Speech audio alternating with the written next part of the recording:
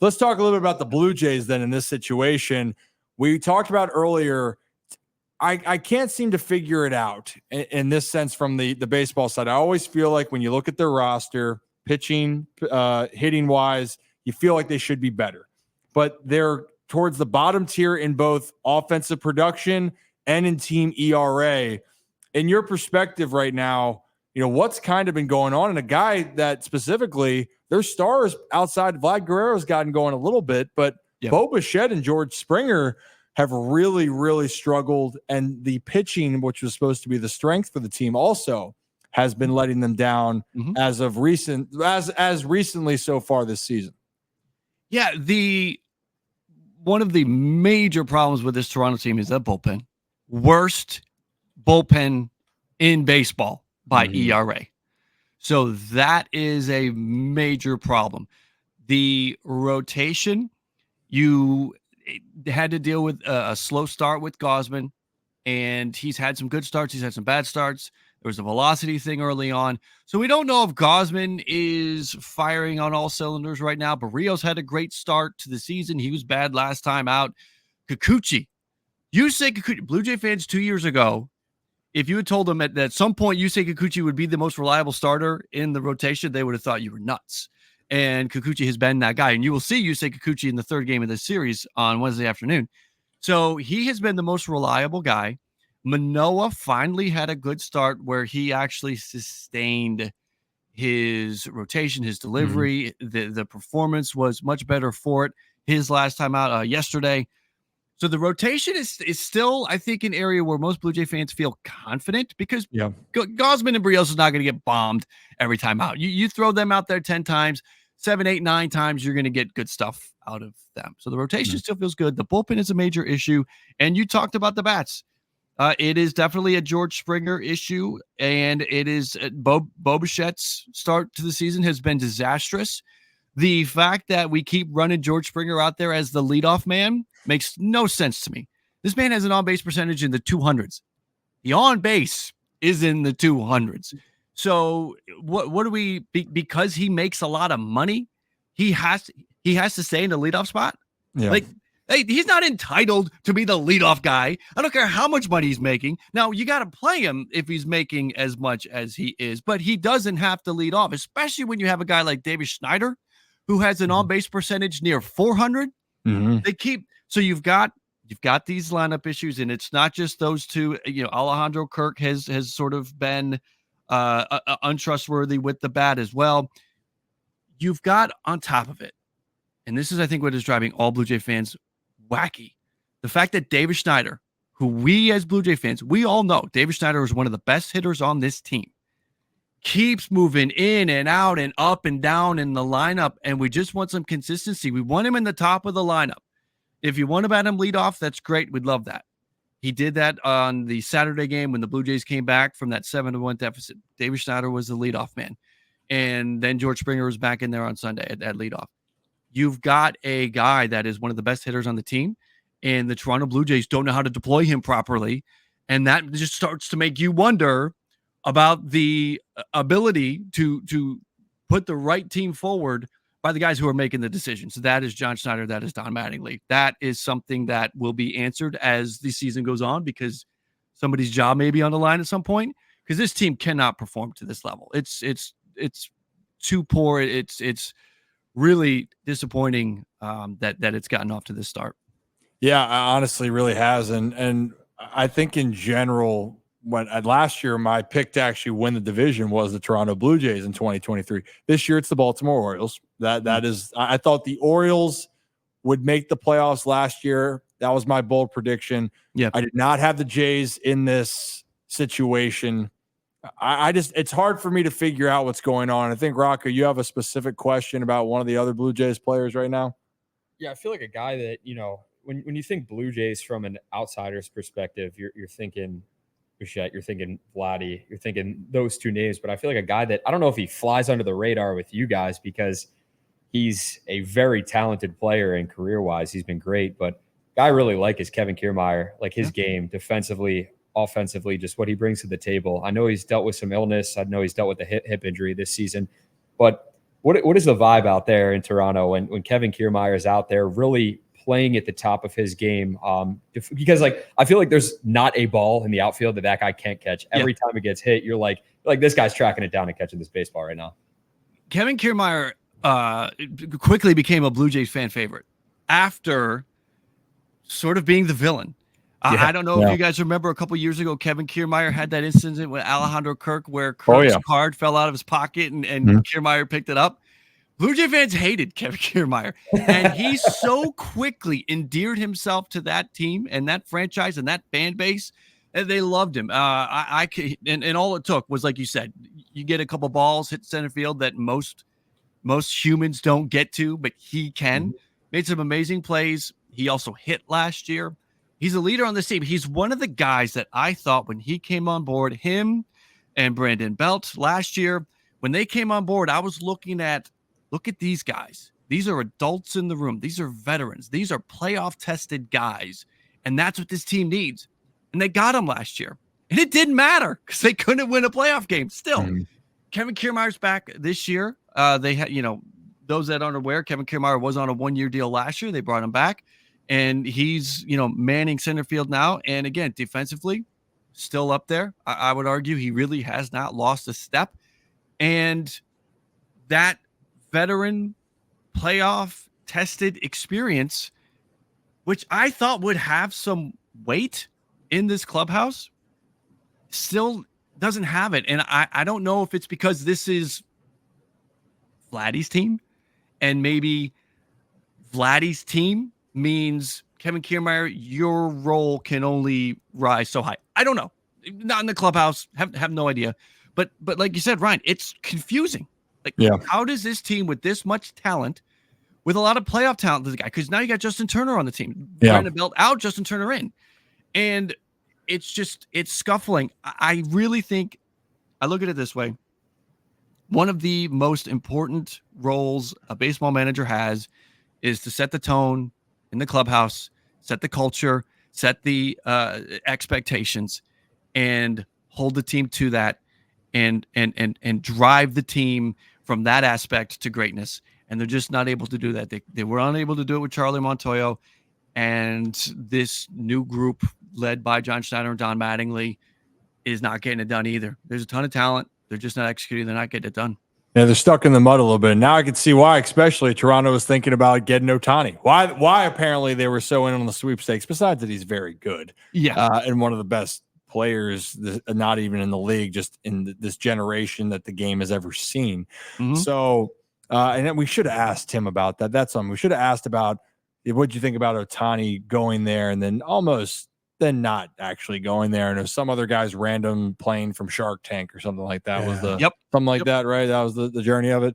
Well, I think as far as the matchups are concerned, I think Kevin, you have a question regarding specifically with the pitching matchups. Yeah, Jim, you're looking at these pitching matchups for this series. I mean, Barrios and Burns, Bassett, Bradish, and Kikuchi and Irvin. I mean, those are 3 big-time pitching matchups in this for an early big divisional series for both these teams. I mean, how excited are you to watch these guys pitch, and specifically watching Toronto's lineup? I mean, could they get going against these guys? It's going to be tough because of how good they're pitching, though.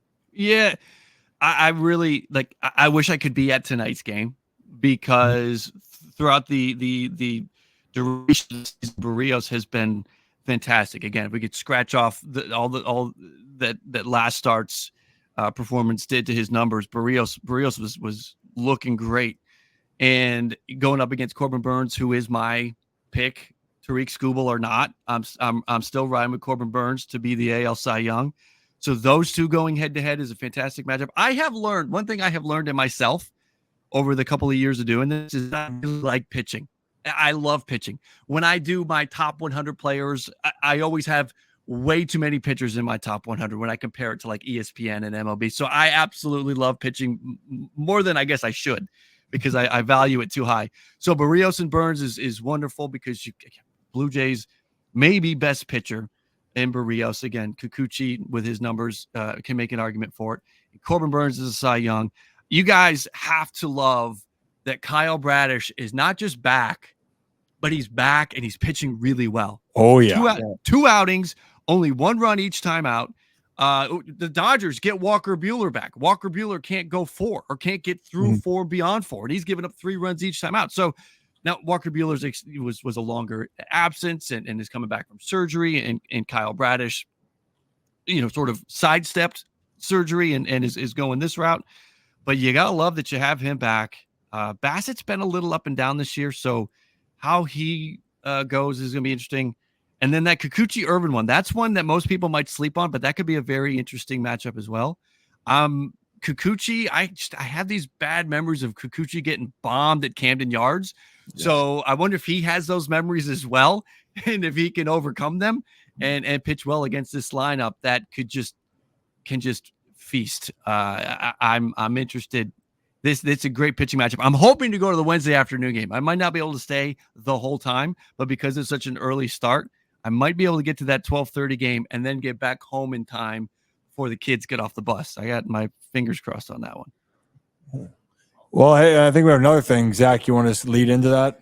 Yeah, and we talked about it a little bit earlier with Bo Bichette's one of my, obviously outside of Baltimore, he's one of my favorite players to watch. Mm-hmm. What's happening this year? From your vantage point, is he pressing too much? Is he swinging at balls out of the zone? What's changed this year from previous years where Bo Bichette, it seemed like every other day this man was getting 2-3 hits? Right. So Bo Bichette's, there's a lot of problems. I feel like there's a lot of problems. I'm trying to think about where do we want to start with Bo Bichette's situation. I think you have a inability to find the barrel. Mm-hmm. This man typically was about a 9% barrel rate, and it's down to like 1.5%, which is like how. Yeah. So the barrel rate is a problem. He's not finding the sweet spot. And for anybody listening, he's like, sweet spot. Give me the rundown on sweet spot again. That's that part. That's that bat off the ball between 8 and 32 degrees. That's your line drives and home runs, not your ground balls and pop-ups. He's having trouble doing that. And I think it gets back to he's getting eaten alive by off-speed and breaking pitches. They're eating him up. And when the book is out and pitchers know you can't hit it right now, you're going to see more of it. And he is seeing more of it. And he's, at some point, you got to trust the track record, and he's going to figure it out. Vladdy's figuring it out. Vladdy had a great week last week. Yeah. And at some point, Bo, we're hoping, is going to have a great week because he is a key component. Him and Springer both being irrelevant right now are doing a number on the Blue Jays. And because they are so important, because they, on top of that, the back half of the lineup is the Ernie Clements and the Alejandro Kirks and the IKFs, the guys that you're going to hope for some good at bats, but you're not going to rely on for a lot of production. You're relying on Bo and George for production. When you take them out of the equation, it just makes the lineup a lot easier to pitch to. The production guys aren't getting it done. So if Ernie does get a base hit or Alejandro Kirk does get a base hit, Bo's not on base because Bo didn't get a hit. Bo popped out. That's Bo in the middle of the lineup and George at the top of the lineup, not executing, not producing, are killing them. So in this case, the other thing I'll just to tag off that, and then one more thing will get you out of here. Yeah. But with Bichette, is it because of a lot? I haven't seen recently. He's still doing the leg kick. Is that his thing? Yeah. He does the leg kick until it gets to 2 strikes. 2 strikes. Yes, exactly. So because I did a breakdown on him earlier, and when he is on time with his leg kick, it is devastatingly good for what he can do. But the problem right now is he's not seeing it as well. And when he gets the 2 strikes, that's a whole different system. With 2 strikes, it's hard to hit as it is, but that's never been maybe one of his strengths. But clearly he's off. And for the Blue Jays to get right and to win, and especially with their offensive struggles, they need him especially. So to wrap it up here then, what do the Blue Jays need to do? Who else besides their stars do you think the Blue Jays, that someone needs to step up for them to win the series? How does Toronto take the series against Baltimore? The bullpen. I think the bullpen has to step up because I'm not expecting Bo to turn it on against Corbin Burns or Kyle Bradish. Just not. I have reasonable expectations. So they're going to have to keep it close with their starters. You're going to have an old-fashioned pitching duel between the starters, and then the bullpen is going to have to hold. I think this series is going to be on the bullpen.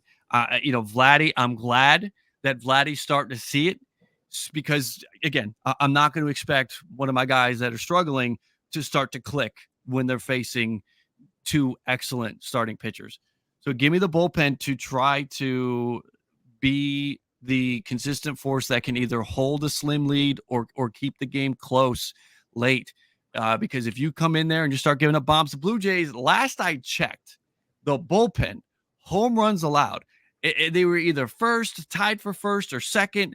I mean, they're giving up too many home runs, this Blue Jay bullpen, and there's a lot of home run hitters in this Orioles lineup. So it's not a good matchup for the Toronto Blue Jays at such a pivotal moment for them because they're 4 games below 500, I believe, 3 or 4 games below 500 heading into this thing.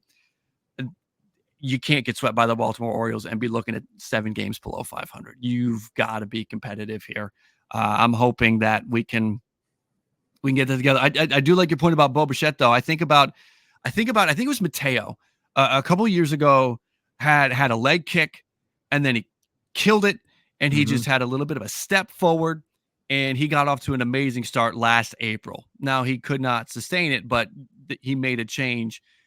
You wonder if Bo at some point reduces that leg kick. He can't do it in season. That's an off-season thing that you got to work on. But if you see Bo Bichette struggle through this year and then next year catches fire because he reduces that kick, I wouldn't be surprised because we saw this 2 years ago too.